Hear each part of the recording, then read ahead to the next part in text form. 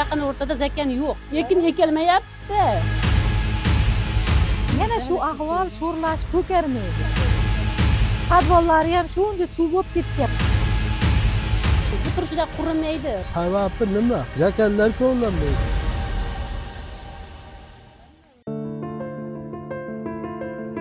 Farg'ona nafaqat go'zal bog'lar va betakror tabiat, balki hayotbaxsh suv va unumdor zamin demakdir.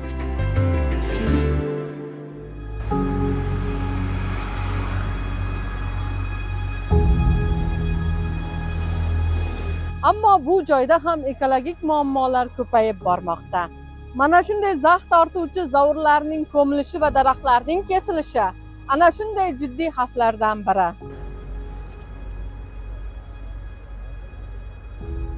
Bu zovurlar nima uchun qazilgan edi va nima uchun ko'milmoqda? Bugun biz mana shu masalani o'rganamiz. Ushbu xavfli jarayonlarga mutaxassislar qanday baho beradi? Asosli javoblarni topamiz.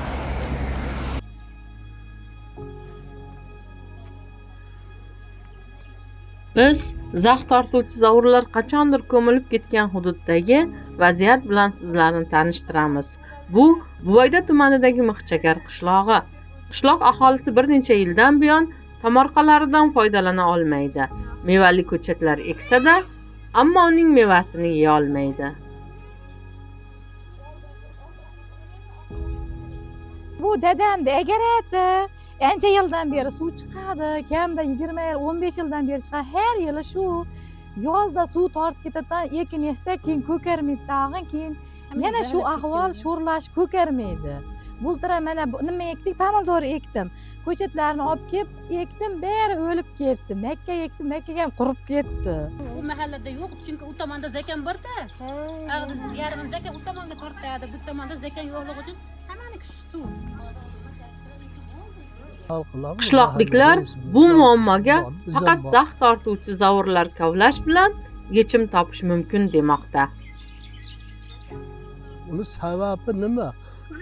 Zakallar qo'llanmaydi. Mana shu yerda yaqin bir 6 yil, 7 yildan shaqa arz qilamiz.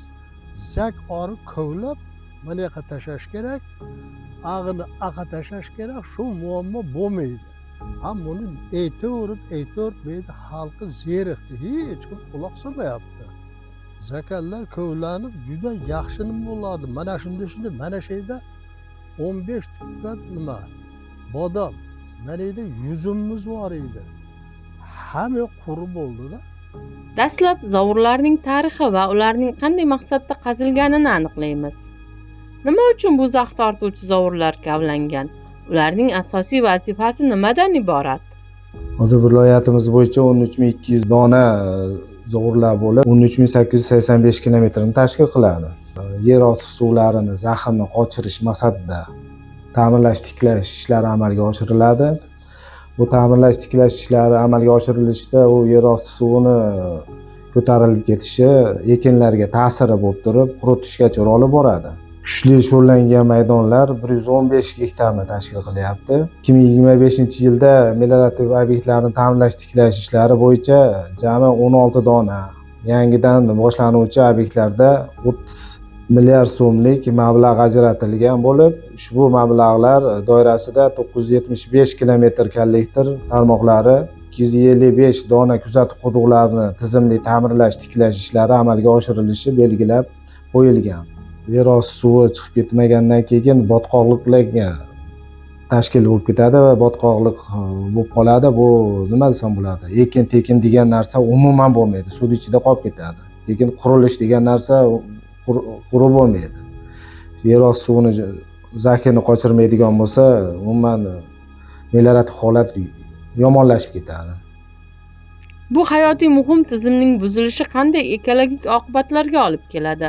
Bu haqda ekolog mutaxassis fikrlarini tinglaymiz. Farg'ona viloyati bu geografik joylashuviga ko'ra zax, ya'ni sizot suvlarga boy hudud hisoblanadi.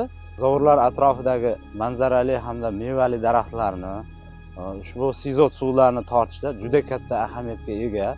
Agar shu zovurlar atrofidagi, ya'ni o'sha zovurlarni qirg'oq bo'yi mintaqalarini mustahkamlash, sifatida ekilgan dov daraxtlar agar noqonuniy kesilish holati ko'payadigan bo'lsa, albatta tuproq eroziyasi hamda sizot suvlarining massalari ortib, zax ko'payishi hamda qishloq xo'jaligi ekinlariga o'z ta'sirini ko'rsatadi. Sizot suvlarini ko'tarilishi hamda daraxtlarning kesilishi bu o'sha mahalliy aholini o'zini yashash joylari yoki shunga yaqin joydagi tashkilotlarning binolariga, ya'ni sho'rlash kuchayib, binolarda yemirilish, qulash holati yuzaga keladi.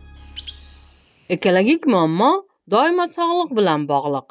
Doimiy namlik va zax aholi salomatligiga qanday ta'sir ko'rsatadi?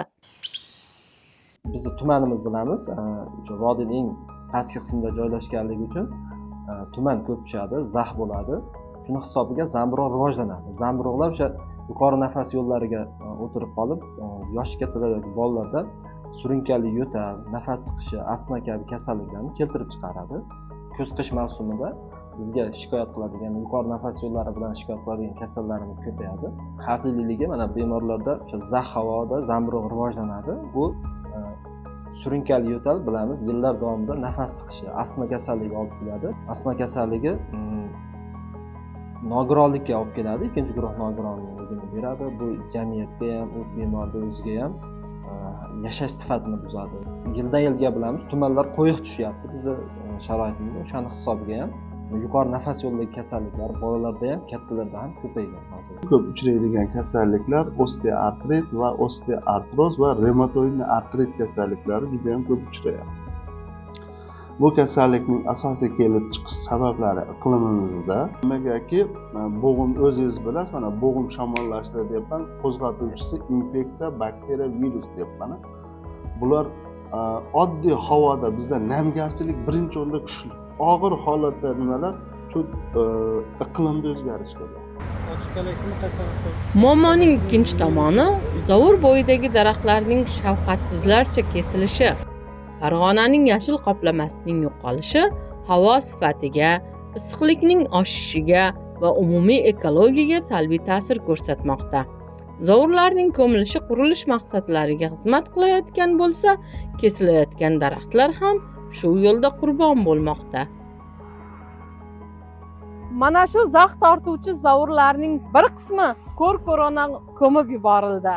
Bu mana shu joyda yashayotgan aholining salomatligi va qishloq xo'jaligi uchun juda ham katta xavf tug'diradi. Nima aytding, o'zingizga hovliga urib tura, ertalabda chiqsangiz. Ko'rib turganingizdek, muammoning yechimi oson emas. Mutaxassislar zovurlarni o'z holicha qoldirish va daraxtlarni asrash kerakligini ta'kidlashmoqda.